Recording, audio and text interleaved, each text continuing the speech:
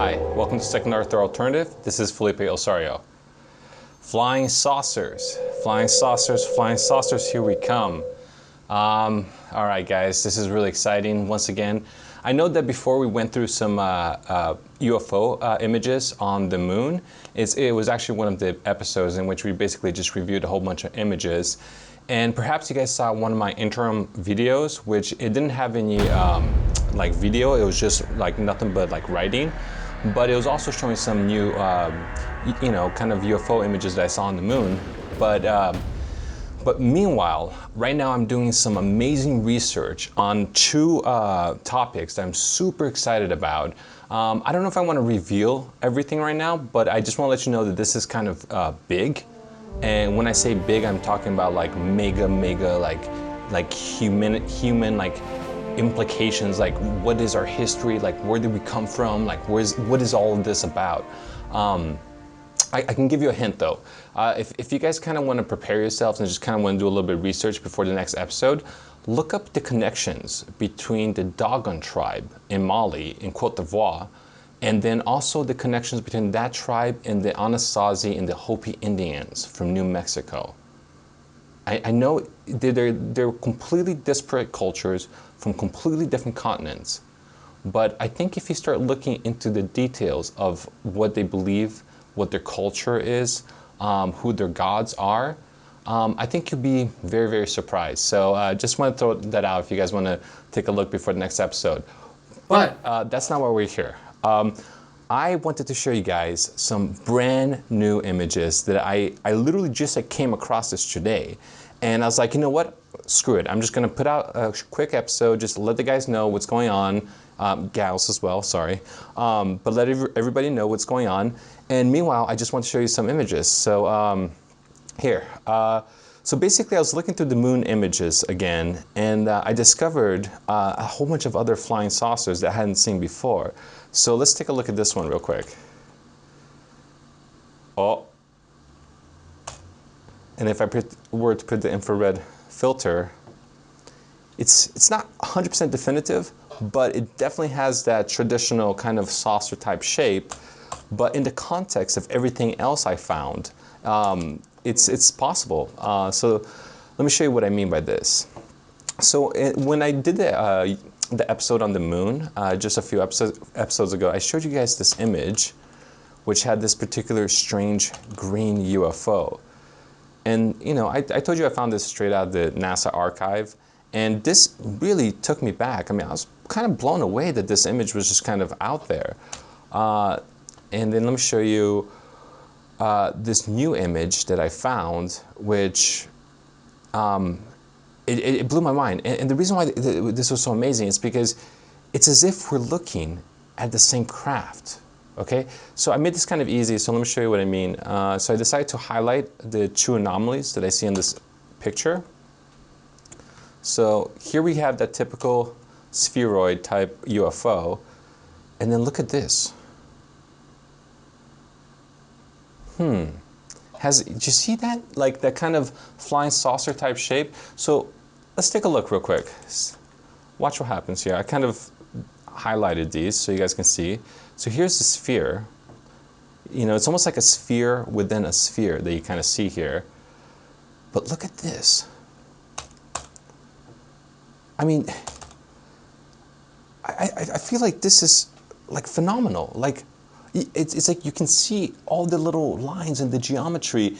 And what amazes me about this is that not are we just capturing UFOs in these NASA images, but right now we might actually be at this stage where we're kind of categorizing these crafts, because we're getting multiple collaborating images from different locations, different times, that seem to show the exact same craft. So let me show you what I mean real quick.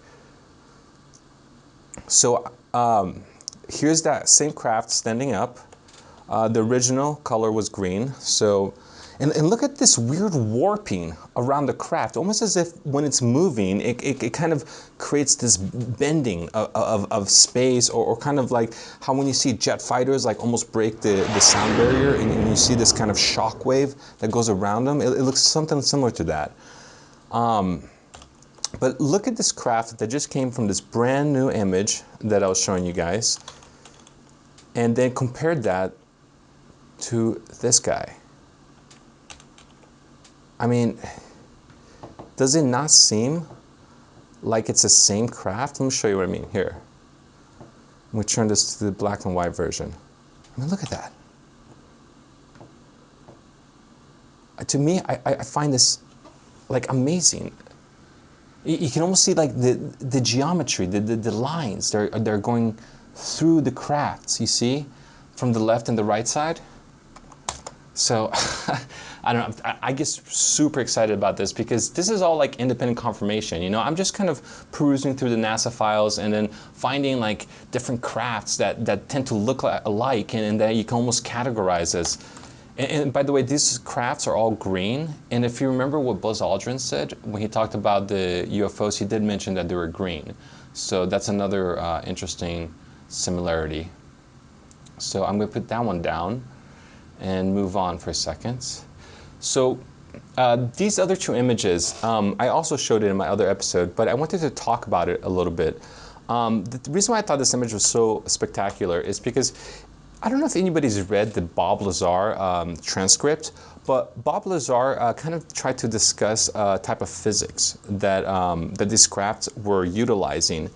And the best way he described the physics, it's kind of hard to pin it down, but he talked about something, how they used this highly heavy elements that were stable, way beyond plutonium, way beyond uranium. I think it was like 6 or 7 levels beyond anything we even know to this date.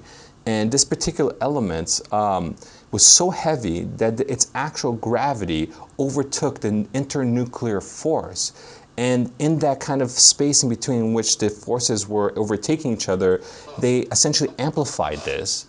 And then it created almost like a bubble around the craft. That's how he described it.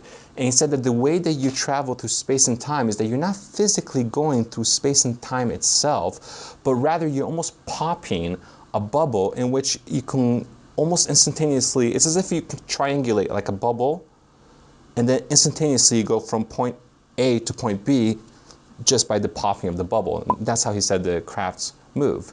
So if there's this weird space-time bubble, right, you would expect that there would be some kind of like effect, right? Perhaps like a black hole type effect, like no light can escape, right? Well, when I started looking at these UFO images on the moon, this is exactly what I saw. If you look at the craft, right, and I'm going to kind of put the black and white filter so you guys can really see what's going on here. Look at this. Do you see that? Not do you just have this contrail, like an ejection from where the craft is going, but you can literally see the shock wave that goes around the craft. And the shock wave, it's like a black within a black. It's almost like there's like a black hole within the craft itself. So I just find it amazing that you have a physicist like Bob Lazar, you know, in his transcript talking about the exact mechanisms in which allow these crafts to fly. And then here I look at the NASA images, and the visual evidence seems to kind of match what he was talking about, that when these crafts fly, they might have this kind of superimposed bubble around them that warps them through space and time, and you can see it. It's like a black hole within the craft. So, whew. Let me show you one more. There's one more craft actually that does the exact same effect. Look at this one. I mean, guys, come on. I mean, what else could this be? Once again, I'll put the black and white filter. You see the shock wave that kind of goes around, and then you see almost like a projectile type coming out of the back of the craft, almost indicating the exact direction in which it's going towards.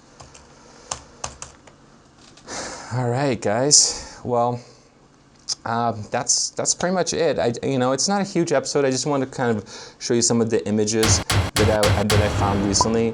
But more importantly, I just wanted to put out an episode to let you guys know that I am coming out with newer episodes. These are going to be big. I have 2 major episodes that I'm researching right now that I'm really looking forward to. So hopefully, hopefully you guys will tune in. And yeah, thanks for joining me again. This is Felipe Osorio, signing out.